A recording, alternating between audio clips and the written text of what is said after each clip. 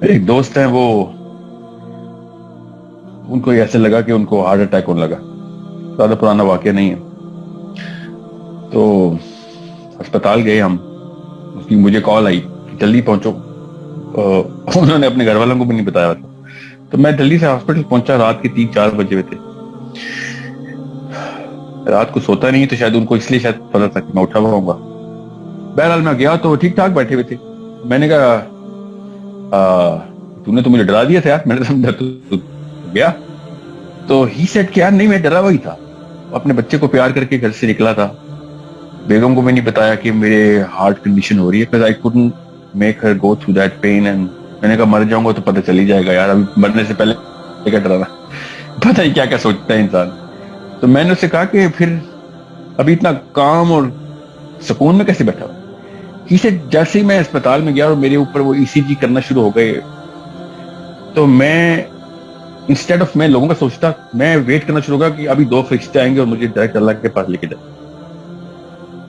اور میں اپنے لیفٹ رائٹ پہ دیکھ رہا تھا کہ وہ 2 فرشتوں نے ابھی مجھے اٹھانا ہے. تو میں یہ سوچا تھا کہ میرے بارے میں وہ بدتمیزی سے بات کریں گے، تلخی سے، یا پھر تمیز اور القاب اور تکریم سے بات کریں گے. تو میں اس پوزیشن میں بیٹھ رہا تھا کہ وہ فرشتے مجھے دیکھیں تو مسکرا ہنس پڑیں کہ اس کو اس میں پیار آ جائے اس کو.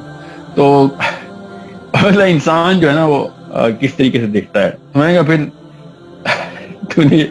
تو نے کیا کیا. اسے پھر میں نے کہا یار مجھے کیا لگے فرشتوں سے. میں نے ابھی پریپریشن کر رہا تھا کہ اللہ تعالیٰ سے پہلا ڈائلاگ کیا ہوگا میرا، کیونکہ مجھے چانس تو ملے گا نہیں. لائٹ کی سپیڈ سے جانا ہے میں نے. تو جیسے ہی میں اللہ تعالیٰ کے سامنے جاؤں گا تو اسی وقت میں یہ بولوں گا کہ میں تو ویٹ کر رہا تھا آپ سے ملنے کا. تو مطلب بڑی خوش نیتی سے اس نے اپنی پریپریشن، اس 10 منٹ میں نا پریپریشن کر رہا تھا.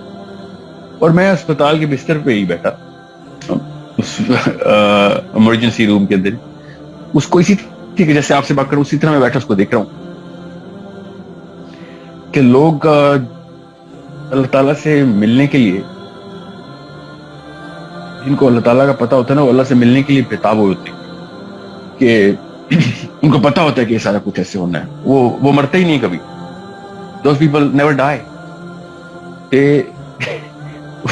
وہ ٹرانزیشن سے گزرتے ہیں.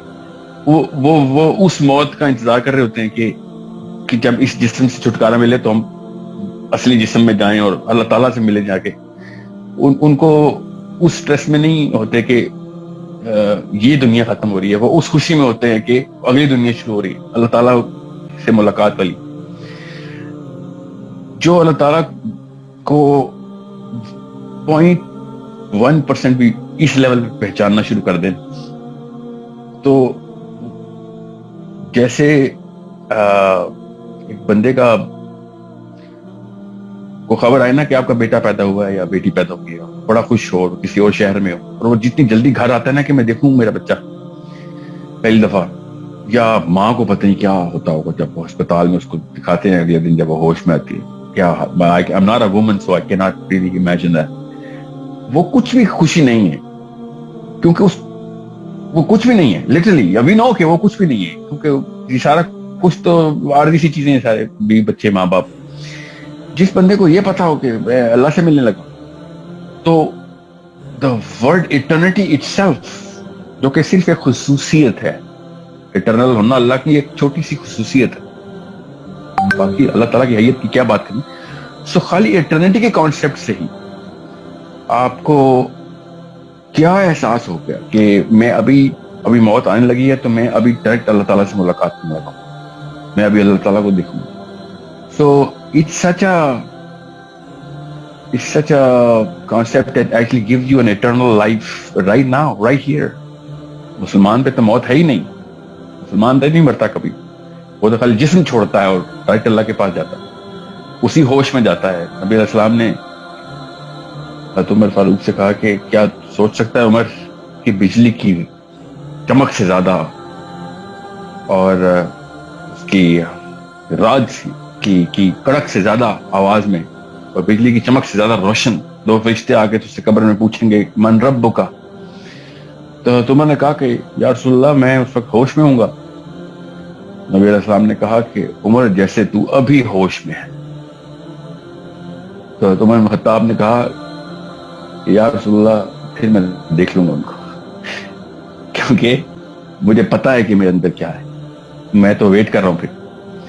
سو انڈرسٹینڈ، ہم پہ قبر میں بھی موت نہیں ہے، ہم اسی ہوش میں ہوں گے جیسے یہ بھی ہے. ہم پہ کہیں پہ بھی موت نہیں ہے، ہمارے جسم کو موت ہے. ہم جس ہستی نے بنایا وہ ہم اس کا ویٹ کریں ہم کہ ہم کب ہم ملیں گے اور کیا لمحہ ہوگا وہ. تو یہ بات تو خیر 10 دن ہم لگا رہے ہیں تو اس کے اوپر کیا بات کرتے رہے. 1000 مثالیں صحابہ کی لائف سے ایسی ملیں گی کہ صحابہ کو پہنچ کی تھی یہ بات ان کو سمجھ آ گئی تھی. فزت برب کعبہ، علی بن ابی طالب نے کہا نا جب ان کو خنجر لگا کہ میں تو کامیاب ہو گیا، رب کعبہ کی قسم میں تو کامیاب ہو گیا. کیونکہ وہ ویٹ کر رہے تھے کہ سب کانشیس ویٹ میں، تو میں تو کانشیس ویٹ کر لوں تو 2 منٹ بعد ڈسٹریکٹ ہو جاؤں گا. وہ سب کانشیس برین میں ان کا ویٹ چل رہا تھا کہ کب اللہ سے ملاقات ہو.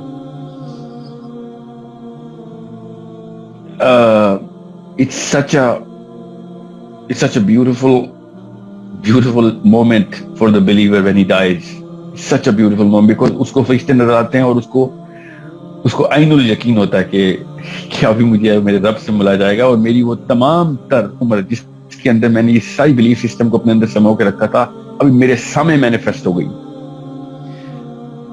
سو بات وہی ہے کہ ایک 2 روپے کی دنیا اور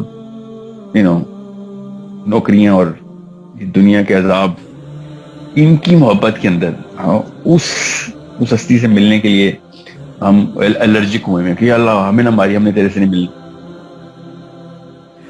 It's such a I mean it's beyond explanation for when.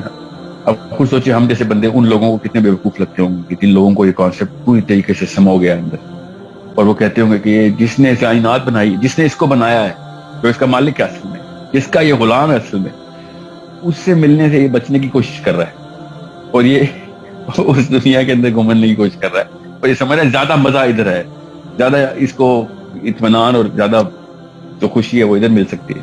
تو that's not possible. میرے ایک اسکالر تھے، انہوں نے کہا تھا پین اٹ سیلف، جو درد اور تکلیف ہے نا، اٹ سیلف سب سے بڑی نشانی ہے کہ ملاقات کا وقت جو ہے نا وہ سب سے خوبصورت ہوگا. دنیا کا جتنی بھی تکلیف ہے وہ سب ازالہ ہے اس خوشی کا کہ جب اللہ تعالیٰ پہ نظر پڑے گی، اللہ تعالیٰ کی ہم پہ نظر پڑے گی. سب سے پہلے مسلمان کو، ہر انسان کو فرشتے اٹھا کے ڈائریکٹ اللہ کے قدموں میں پھینکتے ہیں کہ یہ سجدہ کر چل، تاکہ اس کے بعد تیری قبر کا نظام شروع کریں گے، پھر لے کے آتے. تو ہم تو اس ہمیں تو اس موقع کا انتظار ہونا چاہیے، اور ہم اسی موقع سے ڈر کے بھاگ رہے ہیں کہ شاید جیسے بچ جائیں گے. It's a very simple concept when you get it, and when you don't get it, then everything else in the world will come and complicate it for you. And that's why اور یہ بات جس کو سمجھ آ جائے تو اس کو حدیثوں کی کوئی اور روح سمجھ آتی ہے، پھر اس کو پتہ چلتا ہے محمد مصطفیٰ صلی اللہ علیہ وآلہ وسلم، اللہم صلی علی محمد، کائنات کا کتنا بڑا محسن تھا. ایک سیکنڈ میں نبی علیہ السلام نے کس طریقے سے یہ والے مومنٹ کی ریئلائزیشن ہمیں دی ہوئی ہے. ہر حدیث آپ کو اسی طریقے سے سمجھ آئے گی. اب اس نقطے کو پکڑیں گے کہ جب میں اللہ کے سامنے جاؤں گا تو دیکھنا حدیثوں کی سینس کیسے کلیئر ہوتی، پھر دیکھنا قرآن پاک کی آیتوں کی سینس کیسے کلیئر ہوتی. تو it's such a اللہ تعالیٰ کو پہچاننے کا جو کانسیپٹ ہے نا وہ ایک یوٹیوب کے لیکچر سے تو نہیں سمجھ آنے والا، but at least I hope I can open some window تاکہ ٹھنڈی ہوا تو آ سکے. آمین. دین کی بات پھیلانا صدقہ جاریہ ہے. ثواب کی نیت سے ویڈیو کو شیئر ضرور کیجیے. جزاک اللہ.